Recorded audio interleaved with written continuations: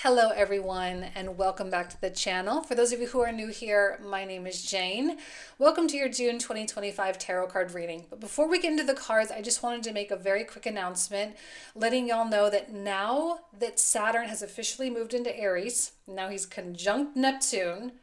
We also have Jupiter moving into Cancer this month too, as of June 9th. So if you're interested in getting an idea of how these transits are happening, how they're affecting your chart, the areas of life that will be affected, and really how to navigate these transits to kind of maximize your success with them. I do have a private reading option available for that. So all that information will be in the description box in the comment thread down below if you feel like checking it out. Now would be the perfect time to kind of get yourself prepared, especially for Jupiter in Cancer, which is his sign of exaltation, which is beautiful. So I look forward to that. So please feel free to do that. So with no further ado, let's go ahead and get into the cards. Hello Gemini, and once again, welcome to your June 2025 tarot card reading.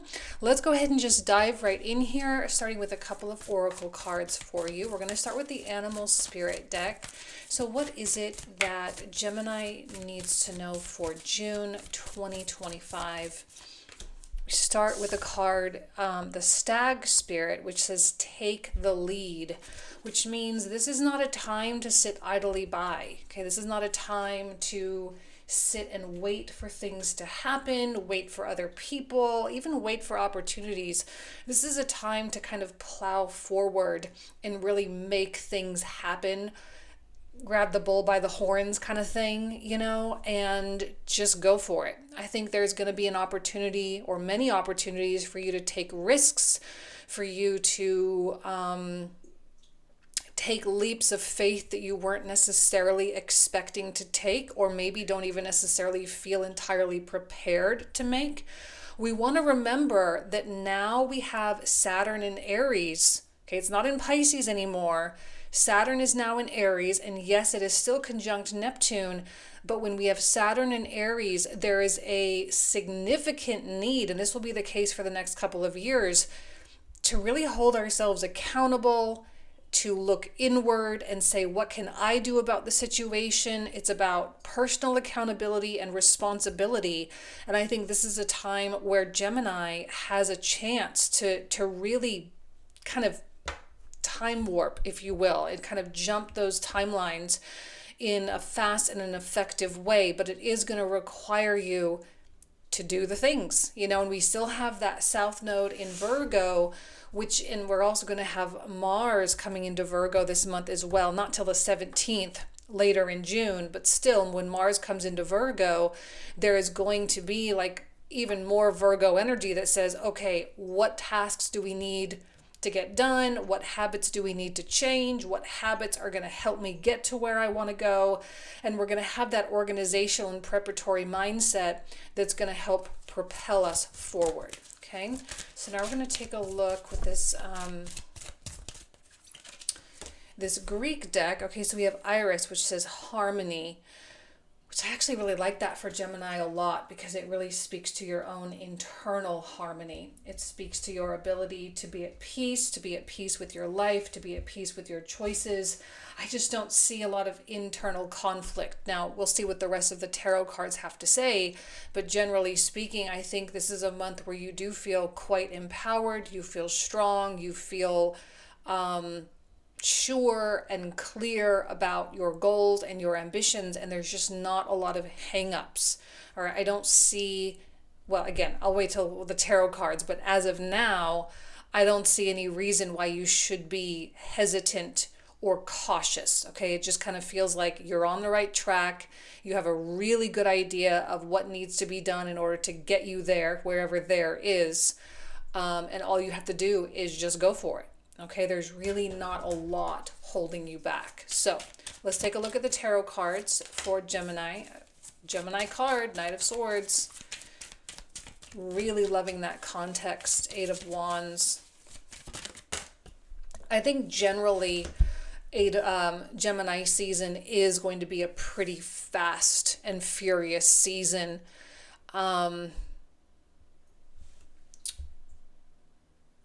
Jupiter is leaving your sign this month, actually. Something I've noticed about Jupiter, now you may disagree with me on this, but something that I've noticed is that we typically tend to really feel the effects of Jupiter in two different time frames. One, when he's retrograde, and two, when he leaves a sign. We start to really enjoy the blessings and benefit of Jupiter in Gemini once he's already moved on into Cancer, okay, which he does on the 9th.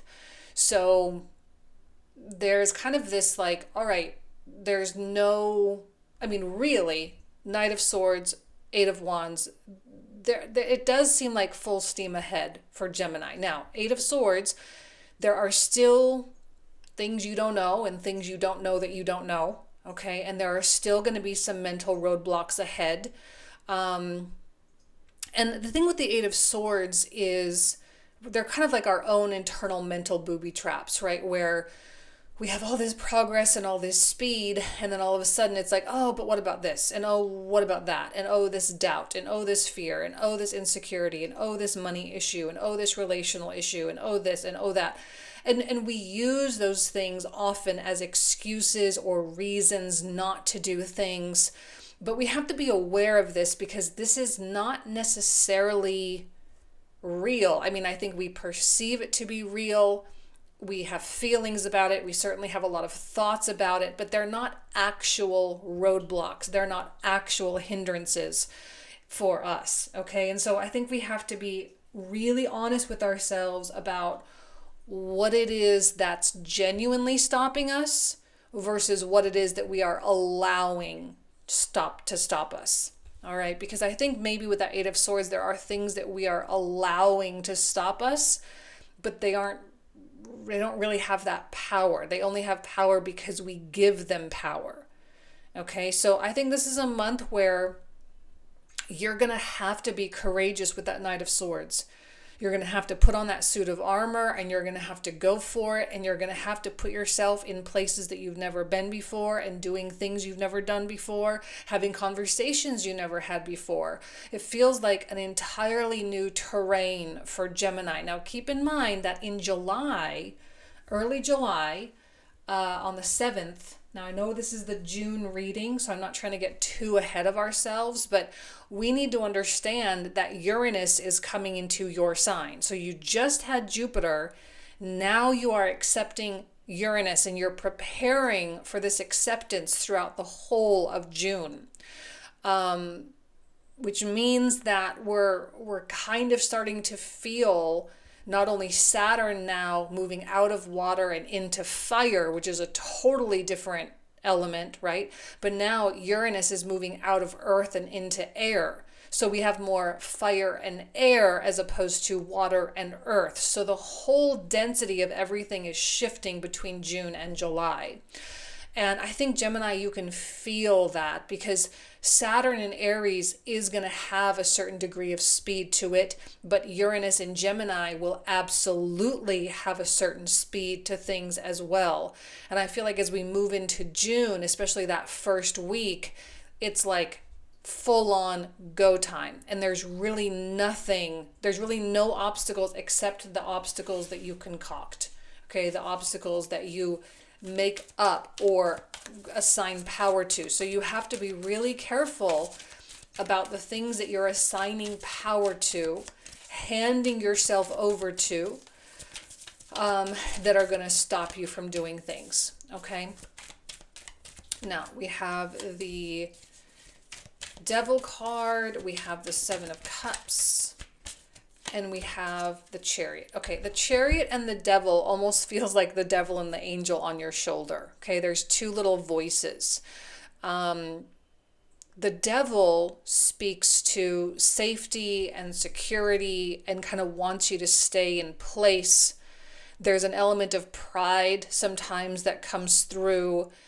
And again, this energy here, I think the Eight of Wands, Knight of Swords, it's really asking you to push and to go so far beyond the boundary. All right. Now, when Saturn and Neptune are conjunct like this is what happens is we start to tear down walls. Those walls start to disappear, meaning we don't have that protective mechanism anymore. So we can start to venture off more easily.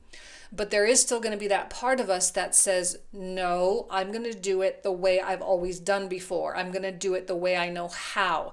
That's pride. Okay, especially if you're not at the level that you want to be at. Like if there's some area in your life, financially, relationally, career-wise, friendship-wise, health-wise, whatever, if there's some area in your life that you're not in tip-top shape where you want to be, and you have a certain belief of like, okay, well, if I just keep doing this, then it's going to get me there, even though you've been doing it for a long period of time and it's never gotten you there, that's your pride. And sometimes I think with the devil, we don't really talk about sometimes the embarrassment that comes with this. Hence, like, we may feel embarrassed that we haven't succeeded yet or we haven't achieved yet, but it's still like our pride tells us to just kind of keep going and don't make any revisions and don't change because that means we were wrong. Okay? I don't think that is going to be helpful. Okay, we have to take the lead. And in order to take the lead, we have to be responsive. Now, Gemini season is a mutable season. It's extremely flexible and adaptable. It's ruled by Mercury, meaning it's circuitous and it goes all around, meaning we have an option right now to be malleable. We have an option to change course and it not be problematic, okay? So this pride, it's just here for protection, subconscious reasons, whatever. It's here, it has a purpose, but it's not serving its purpose well right now, okay? And there might be other people involved, other commitments that you have and whatnot that, that are kind of adding to that a little bit. And I think maybe here with the Seven of Cups, there's a question of, well, how do I separate myself from these obligations or these people or these people's opinions because they're keeping me locked in. They're keeping me tethered or anchored to this thing, this place, this mindset that's not enabling my growth, even though my spirit is like, I want to just bust open and bust free and I just want to, let's go for it. This to me feels like a bull at a rodeo getting let out of the little cage thing, like it's ready to start going, it's ready to start bucking, it's ready to start just making things happen. So it feels really anxious, like there's been something very pent up lately and you're ready to just let loose. But this is that very restrained part, okay? And it's like, well, what do I do about it? Seven of Cups. And you may be a little bit at a loss of what to do about it. And there may even be some confusion. Okay, one of the things that really stands out is this Jupiter-Saturn square that we're having as Jupiter comes into these last degrees of Gemini. It is going to start making that square as it moves into Cancer, as it moves into Cancer, it's going to start making that square with Saturn and eventually with Neptune as well. And that Saturn-Neptune-Jupiter square, it's all very messy. It's like Saturn is restricted, but Jupiter is wanting to go, and he's exalted in Cancer. He loves to be in Cancer. And then Neptune kind of makes things confusing and distorted, and we don't really understand things all that well. And so it just feels very messy around like the 9th, 10th, 11th of June. But I do kind of look at the Chariot as kind of the saving grace, kind of coming back to this stag spirit that says, take the lead. This is you saying, I don't have to engage in this confusion because I'm not actually confused. It's just external things, or I'm giving power to things that I shouldn't be. But in my heart of hearts, in my soul, this is where I'm going. I know exactly where I'm going and I know exactly what to do. There is no real confusion whatsoever. And the Chariot rolls up its sleeves and it puts a lot of will into things and it overcomes obstacles because it just keeps pushing. And I think Gemini, this is, like I say, this is not a month to just kind of sit back and surrender and let time pass you by. This is a month to make things happen. Gemini is a strong movement-oriented sign. And because it's opposite of Sagittarius, okay, we want to pull in that kind of shadow, that Sagittarian shadow there. There is a massive kind of undertone of expansion, all right? And we can't expand in this restricted environment. And the Chariot is ultimately going to win, okay, the Chariot, because this is where it's all leading. But maybe you need this little point of compression here. It's kind of like pulling back the slingshot, right? You got to pull backwards in order to plow forward. Maybe that's what's going on. Do not be upset about this. This is a part of the process. It's a part of the pendulum swing. It's essential for this launch to really happen, but the launch is going to happen. Okay, now later on in the month when the sun moves into Cancer, there's a lot of ambition that comes through with Cancer. Still a lot of movement and a lot of fluctuation. Of course, there's a lot of emotion, which is highly creative. We know emotion and creation are so intrinsically linked through the law of attraction, right? So there's going to be a lot of power once we hit Cancer season. So let's see what comes through in the last row, because that will really coincide with what happens after the 20th of June, which is when the sun comes in. So let's see what comes through for the last set of cards. King of Swords,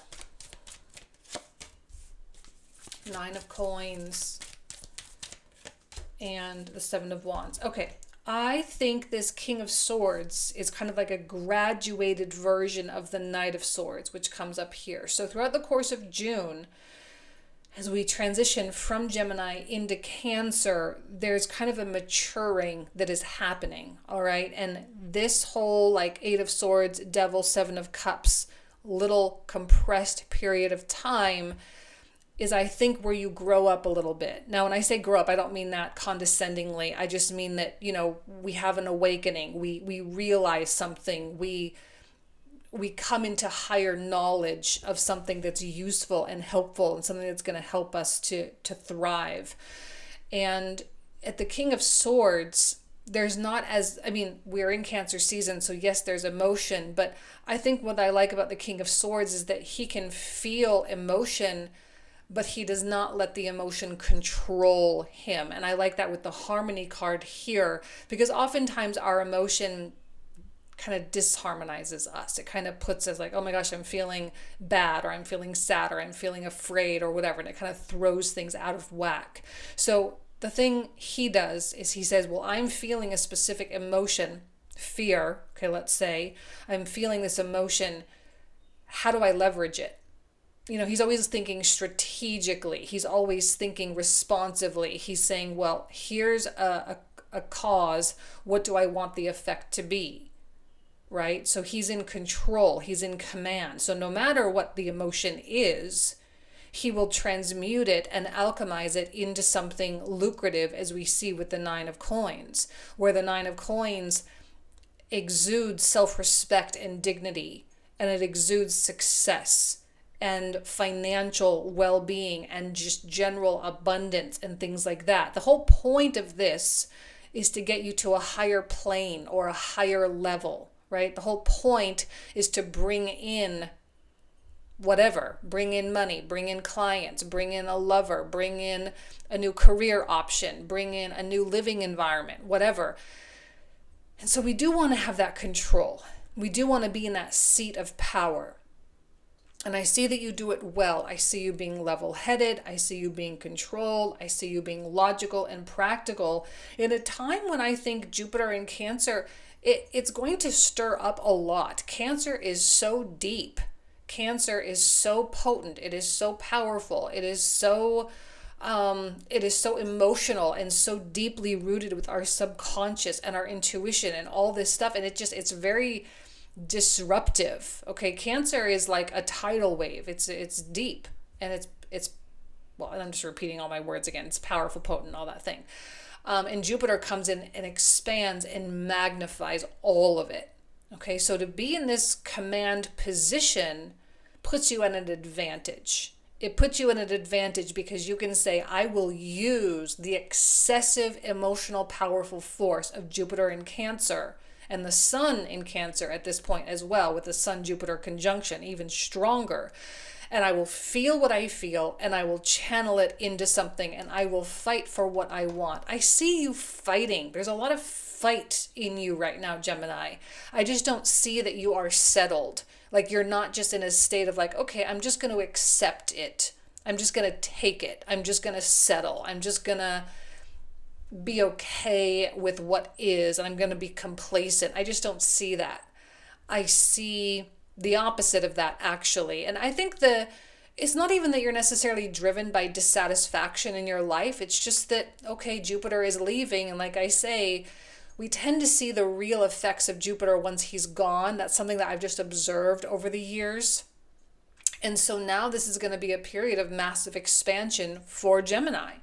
So he leaves, and now all of a sudden, okay, you get to feel the space. So you're going to fight for it. And I think you're going to fight for a place at a higher level for yourself, which is such a beautiful thing. And it just feels right. And I think you feel in control, but also deeply faithful, deeply surrendered to the divine opportunities that will be presented to you. And I think you have a clear understanding of like how it is you're communicating with the universe, right? Actions speak louder than words. So when we're trying to communicate something to the universe, specifically to create opportunities, we have to communicate with our action. Not our affirmations, not our meditations. I think action is the loudest thing because there's a form to it. Okay? All right, I'm going to pull out the clarifiers that we're going to go over in the comprehensive. Okay, so let me pull out the other deck here. So for those of you who are new, on my website, I do offer like a more in-depth reading, and we just kind of go deeper into this. So if you're interested, you're more than welcome. I'll put all the information in the description box and the pinned comment thread down below. And if you want to get these comprehensives every single month, I do have like a subscription option. So you can just subscribe and then automatically get it. So that's up to you. Again, all the information is in the description box down below. So let's go ahead and pull out these clarifiers, open up all these cards. We're going to talk for another 25 to 30 minutes about all these cards in the comprehensive. So let's see what comes through. All right, starting with the Knight of Swords. What is it that Gemini needs to know about the Knight of Swords here? We have the Star, the Fool, and the Four of Wands. Beautiful. Love that Fool card so much for you. We have a Seven of Cups, Hierophant, and a Seven of Swords. Yeah, I want to be really clear that at no point in this reading is there a suggestion that you feel like you know everything, right? There's still always going to be that confusion, okay? Five of Wands. There's still always going to be that sense of mystery with everything. I just don't think that you're going to let the mystery hold you back. Okay, so we have the Queen of Cups, we have the Ten of Wands, the Six of Wands, beautiful Ten of Coins in the center, which mirrors the Nine of Coins beautifully. Three of Swords, the Lovers, which is the Gemini card in the very center of the reading. We have a Three of Wands, Page of Swords, and a Hanged Man. King of Swords on a King of Swords, right? Yep, love that. Okay. So I'm going to pull out two more cards just because we got a repeat. Another Eight of Wands, Magician, Nine of Cups with the Nine of Coins. That's beautiful. Three of Cups, Five of Swords. And lastly, for the Seven of Wands, we have the Eight of Coins, which is very Mars and Virgo, by the way. The Ace of Wands and the Two of Swords. Okay, Gemini, so this is where we're going to pick up in the comprehensive reading. So if you want to join me for this, you are more than welcome. Again, all the information is in the description box and the comment thread down below.